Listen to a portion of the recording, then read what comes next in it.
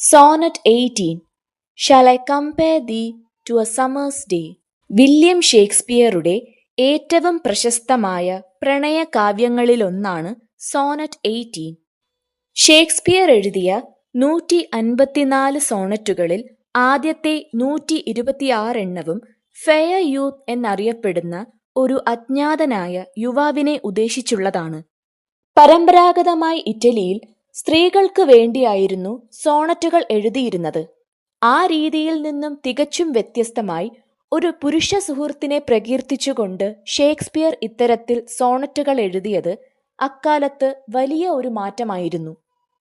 1590കളിൽ എഴുതപ്പെട്ടതാണെന്ന് കരുതപ്പെടുന്ന ഈ കവിത 1609 ആദ്യമായി ഒരു സമാഹാരമായി പ്രസിദ്ധീകരിച്ചത്. പരമ്പരാഗത ഷേക്സ്പീരിയൻ സോണറ്റ് ഘടനാ രീതിയിലാണ് ഈ കവിത എഴുതിയിട്ടുള്ളത്. ഈ കവിതയിൽ 14 വരികളുണ്ട്. ഇവയെ 4 വരികൾ വീതമുള്ള 3 ക്വാട്രെയിൻസ് ആയിട്ടും അവസാനം 2 വരികളുള്ള ഒരു കപ്ലറ്റ് ആയിട്ടും തിരിച്ചിരിക്കുന്നു. A B A B, C D C D, E F E F, G G ഇതാണ് ഈ കവിതയുടെ റൈമിംഗ് സ്കീം. അയാംബിക് പെന്റാമീറ്റർ രീതിയിലാണ് ഈ കവിത എഴുതിയിട്ടുള്ളത്. അതുകൊണ്ട് തന്നെ കവിതയ്ക്ക് മനുഷ്യന്റെ സ്വാഭാവിക സംസാര രീതിക്ക് സമാനമായ ഒരു താളമുള്ളതായി കാണാം. നമുക്കിനി കവിതയിലേക്ക് പോകാം. Shall I compare thee to a summer's day? Thou art more lovely and more temperate. Rough winds do shake the darling buds of May, and summer's lease hath all too short a date. ഞാൻ നിന്നെ ഒരു വേനൽക്കാല ദിവസത്തോട് ഉപമിക്കട്ടെ. പക്ഷേ നീ അതിനേക്കാൾ സുന്ദരനും ശാന്തനുമാണ്. May മാസത്തിലെ മനോഹരമായ മൊട്ടുകളെ ക്രൂരമായ കാറ്റ് കൊഴിച്ചുകളയുന്നു. വേനൽക്കാലത്തിന്റെ കാലാവധി വളരെ കുറവാണ്. ഷേക്സ്പിയറുടെ കാലത്ത് ഇംഗ്ലണ്ടിൽ വേനൽക്കാലം എന്നാൽ ഏറ്റവും മനോഹരവും ആനന്ദദായകവുമായ ഒരു സമയമാണ്. എന്നാൽ കവി തന്റെ പ്രിയപ്പെട്ടവനെ വേനൽക്കാലത്തോട് ഉപമിക്കാൻ മടിക്കുന്നു. കാരണം പ്രകൃതിയിലെ വേനൽക്കാലം കഠിനവും അസ്ഥിരവുമാണ്. എന്നാൽ പ്രിയപ്പെട്ടവന്റെ സൗന്ദര്യം സൗമ്യവും സന്തുലിതവുമാണ്. പ്രകൃതി എപ്പോഴും സുരക്ഷിതമല്ല. വസന്തകാലത്തെ മനോഹരമായ പൂമൊട്ടുകളെപ്പോലും അപ്രതീക്ഷിതമായി വരുന്ന ശക്തമായ കാറ്റ് നശിപ്പിച്ചു കളയാറുണ്ട്. ഇവിടെ ലീസ് അഥവാ വാടക കരാർ, ഡേറ്റ് അഥവാ തീയതി തുടങ്ങിയ നിയമ സാമ്പത്തിക പദങ്ങൾ ഉപയോഗിക്കുന്നത് വഴി പ്രകൃതിയിലെ വേനൽക്കാലം താൽക്കാലികം മാത്രമാണെന്ന് കവി വ്യക്തമാക്കുന്നു. Sometime too hot the eye of heaven shines, and often is his gold complexion dimmed, and every fair from fair sometime declines, by chance or nature's changing course untrimmed. ചിലപ്പോൾ ആകാശത്തിന്റെ കണ്ണ് അതികഠിനമായി ജ്വലിക്കുന്നു. പലപ്പോഴും അവന്റെ സ്വർണ്ണ നിറം മേഘങ്ങളാൽ മങ്ങിപ്പോകുന്നു. എല്ലാ മനോഹരമായ വസ്തുക്കളും ഒടുവിൽ നശിക്കുന്നു. അപകടങ്ങളാലോ പ്രകൃതിയുടെ സ്വാഭാവികമായ മാറ്റങ്ങളാലോ അങ്ങനെ സംഭവിക്കാം. ഇവിടെ ഐ ഓഫ് ഹെവൻ എന്നത് സൂര്യന്റെ പ്രതീകമാണ്. സൂര്യൻ ചിലപ്പോൾ അതിശക്തമായി ചൂടുപിടിച്ച് മനുഷ്യരെ ബുദ്ധിമുട്ടിക്കുന്നു. സൂര്യന്റെ പ്രകാശം എപ്പോഴും ഒരേപോലെയല്ല. ചില സമയം മേഘങ്ങൾ വന്ന് സൂര്യന്റെ പ്രകാശത്തെ മറയ്ക്കാറുണ്ട്. ഇവിടെ ഫെയർ ഫ്രം ഫെയർ എന്ന പ്രയോഗം കാണിക്കുന്നത് ഈ ഭൂമിയിലെ ഏതൊരു ഭൗതിക സൗന്ദര്യവും കാലക്രമേണ മങ്ങിപ്പോകും എന്നാണ്. വാർദ്ധക്യം കൊണ്ടോ അപ്രതീക്ഷിതമായ അപകടങ്ങൾ കാരണമോ എല്ലാ സൗന്ദര്യവും ഇല്ലാതാകും. അത് പ്രകൃതി നിയമമാണ്. But thy eternal summer shall not fade, not lose possession of that fair thou oust, nor shall death brag thou wanderest in his shade, when in eternal lines to time thou growest. എന്നാൽ നിന്റെ ശാശ്വതമായ വേനൽക്കാലം ഒരിക്കലും മങ്ങുകയില്ല. നിനക്കുള്ള ആ സൗന്ദര്യം നിനക്കൊരിക്കലും നഷ്ടമാകില്ല. മരണത്തിന് പോലും നിന്നെ അവന്റെ നിഴലിലേക്ക് അടിമയാക്കി എന്ന് അഹങ്കരിക്കാൻ കഴിയില്ല. എന്റെ ഈ ശാശ്വതമായ വരികളിലൂടെ നീ കാലത്തെ അതിജീവിച്ച് വളരും. കാലത്തിന് പ്രിയതമന്റെ സൗന്ദര്യം കവർന്നെടുക്കാൻ കഴിയില്ല എന്ന് കവി പറയുന്നു. ഇവിടെ മരണത്തെ ഒരു മനുഷ്യനായി രൂപകൽപ്പന ചെയ്തിരിക്കുന്നു, അതായത് പേഴ്സോണിഫിക്കേഷൻ.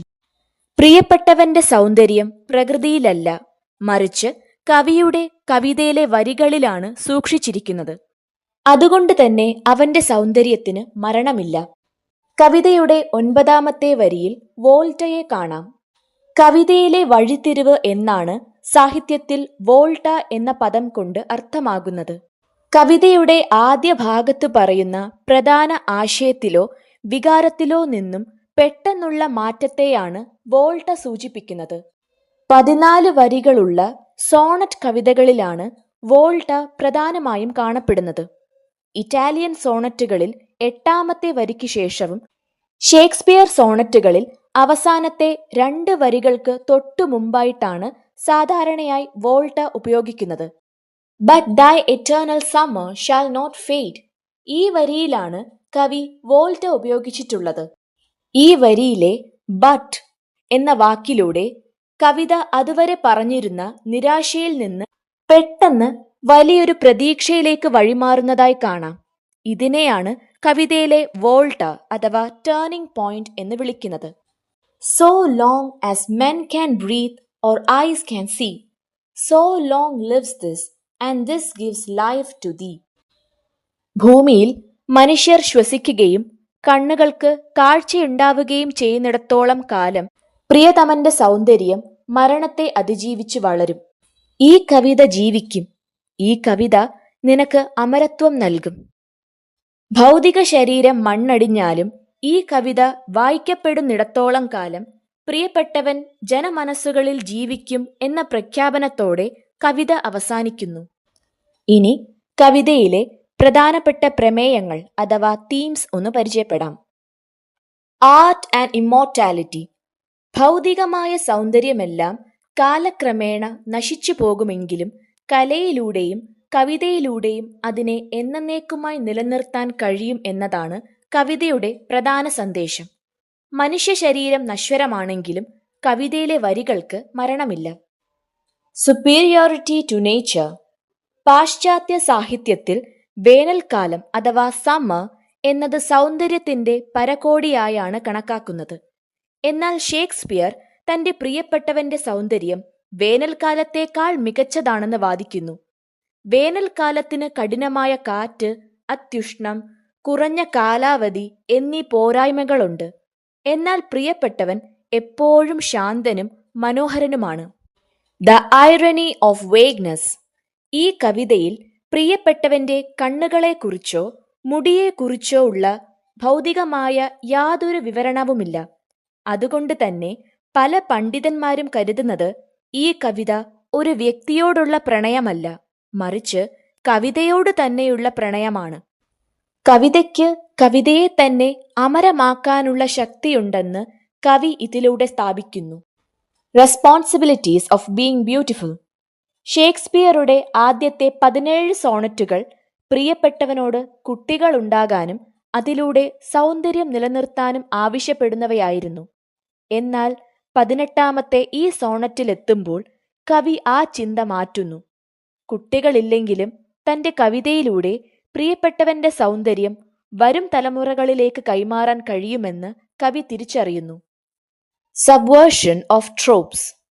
അക്കാലത്തെ കവികൾ കാമുകിയെ പുകഴ്ത്താൻ സൂര്യനെയും ചന്ദ്രനെയും പോലെയുള്ള അതിശയോക്തിപരമായ ഉപമകൾ ഉപയോഗിച്ചിരുന്നു. എന്നാൽ ഷേക്സ്പിയർ പ്രകൃതിയിലെ സൂര്യനും വേനൽക്കാലവും എത്രത്തോളം കുറ്റമറ്റതല്ല എന്ന് കാണിച്ച് തന്റെ പ്രിയപ്പെട്ടവൻ അതിനേക്കാൾ മികച്ചതാണെന്ന് സ്ഥാപിക്കുന്നു. ഇനി കവിതയിലെ പ്രതീകങ്ങൾ അഥവാ സിംബൽസ് ഒന്ന് മനസ്സിലാക്കാം. സീസൺസ്.